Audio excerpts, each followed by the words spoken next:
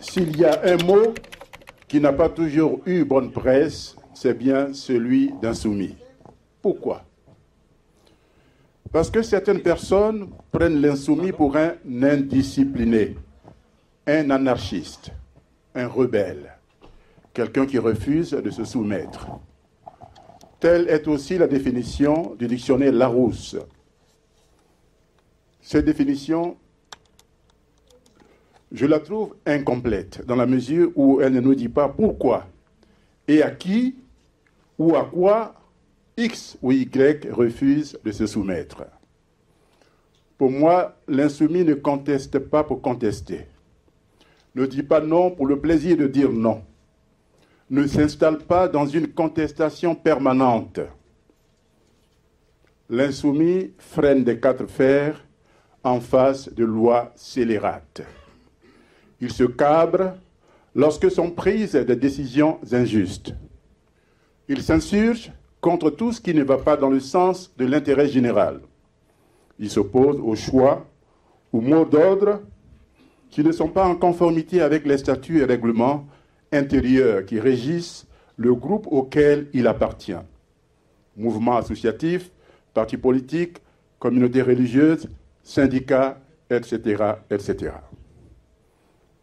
Vivre sans être en mesure d'inquiéter qui que ce soit, en quoi que ce soit, n'intéresse pas l'insoumis. L'insoumis se rebelle contre le faux, contre le mensonge, contre le conformisme, contre le culte de la personnalité et contre toute forme de dictature. Les paroles du genre, le chef a dit, le chef ne veut pas ceci ou cela, auquel on voudrait que les gens obéissent au doigt et à l'œil, glissent sur lui comme l'eau glisse sur le dos d'un canard. Lorsque l'insoumis se rend compte que les soi-disant porte-parole ou envoyés du chef ne travaillent pas pour le chef, ni pour le pays, mais pour eux-mêmes.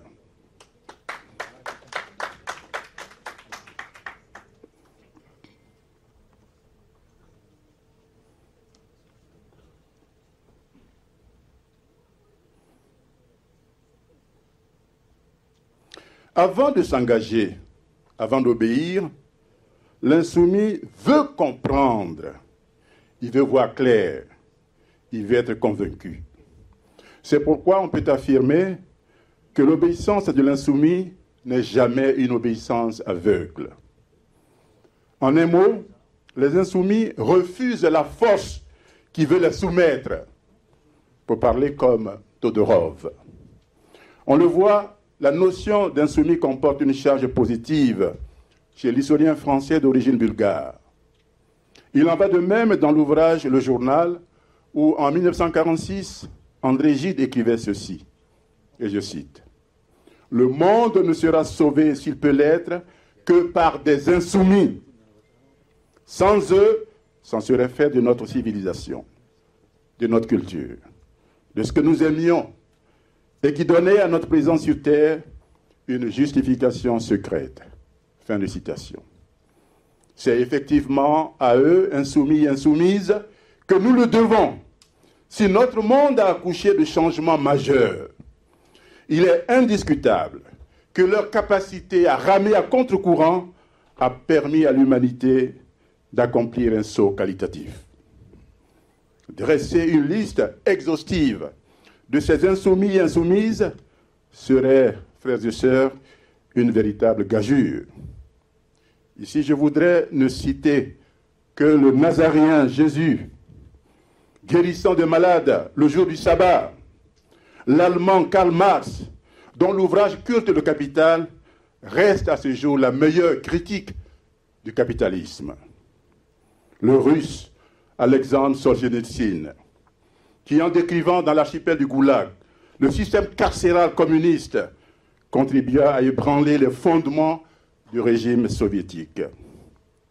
Les Ivoiriennes Marie Corée et Anne-Marie Ragy, prônant le boycott d'achat des produits français et marchant les 22, 23 et 24 décembre 1949, sur la prison civile de Grand Bassam, afin d'obtenir la libération des dirigeants du RDA injustement incarcérés.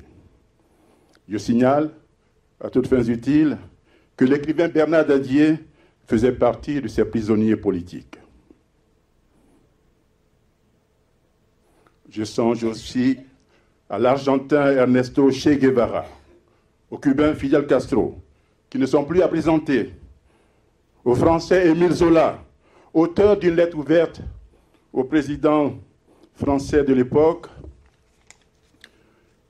intitulée « J'accuse » pendant l'affaire Dreyfus, une lettre qu'il concluait en ces termes: « Je suis attaqué de toutes parts, je suis vilipendé, je suis insulté, je suis moqué, mais un jour, la France me remerciera d'avoir aidé à sauver son honneur. »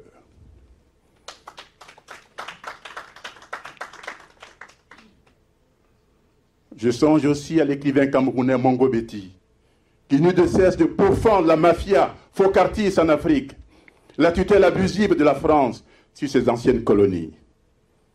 Je n'oublie pas les Américains Rosa Parks et Martin Luther King, le Polonais Lech Walesa, qui combattit pied à pied le régime communiste du général Jaruzelski. Je songe au Guinéen Ahmed Sékou Touré, déclarant devant le général de Gaulle le 28 septembre 1958 que son pays préférait la liberté dans la pauvreté à la richesse dans l'esclavage. Je n'oublie pas non plus le Burkinabé Thomas Sankara, faisant le 21 avril 1982, après sa démission du gouvernement du colonel Saïd Zerbo, cette mise en garde: malheur à ceux qui bâillonnent le peuple. Tous ces hommes et femmes ont en commun d'avoir été des insoumis, d'avoir dit non quand tout le monde disait peureusement oui, d'avoir enfreint délibérément la loi pour faire triompher la liberté et la justice sociale. Au péril de leur vie, ils se sont opposés à l'ordre établi parce que cet ordre leur semblait injuste et oppressif. Ils firent de leur vie un combat parce qu'ils avaient compris qu'exister, c'est résister. Résister à toutes les ambiguïtés, à toutes les oppressions, à toutes les compromissions, à tous les immobilismes. En 1990, notre pays, la Côte d'Ivoire, sortait difficilement, mais victorieusement d'un certain immobilisme. Il vivait une sorte de révolution copernicienne, avec l'avènement du pluralisme, dans la foulée de la réinstauration du multipartisme, que le premier président, Félix Houphouët, considérait comme une vue de l'esprit. Cette année-là, des hommes et des femmes se levèrent pour dire non à un ordre suffocant établi par le régime houphouëtiste. Non à une vision du monde qui n'autorisait qu'un parti politique, le PDCI, une pensée unique, une presse unique, un syndicat unique pour les travailleurs, l'UGTCI, et un syndicat unique pour les étudiants, MEUSI. Frères et sœurs, si Laurent Gbagbo et d'autres démocrates ivoiriens tels que Marcel Été, qui a été inhumé la semaine dernière, René Denis-Segui de la Lido, si ces Ivoiriens et Ivoiriennes n'avaient pas été des insoumis, s'ils s'étaient résignés à la politique d'Houphouët, notre pays n'aurait jamais renoué avec le multipartisme en 1990. Par conséquent, ceux et celles que l'on regarde comme des insoumis ne devraient ni culpabiliser, ni baisser la tête. Toute prétention mise à part, ils devraient plutôt porter cette étiquette avec fierté, la voir comme un honneur qui leur est fait. Ils n'ont ni complexe, ni mauvaise conscience à avoir. Au contraire, le fait d'être désignés ainsi devrait les réjouir. Pour pasticher Jésus dans les béatitudes, je dirais « heureux les insoumis ». Tôt ou tard, la patrie leur sera reconnaissante d'avoir contribué à résister à ceux qui voulaient faire de la Côte d'Ivoire une terra nullius, c'est-à-dire nobody's land.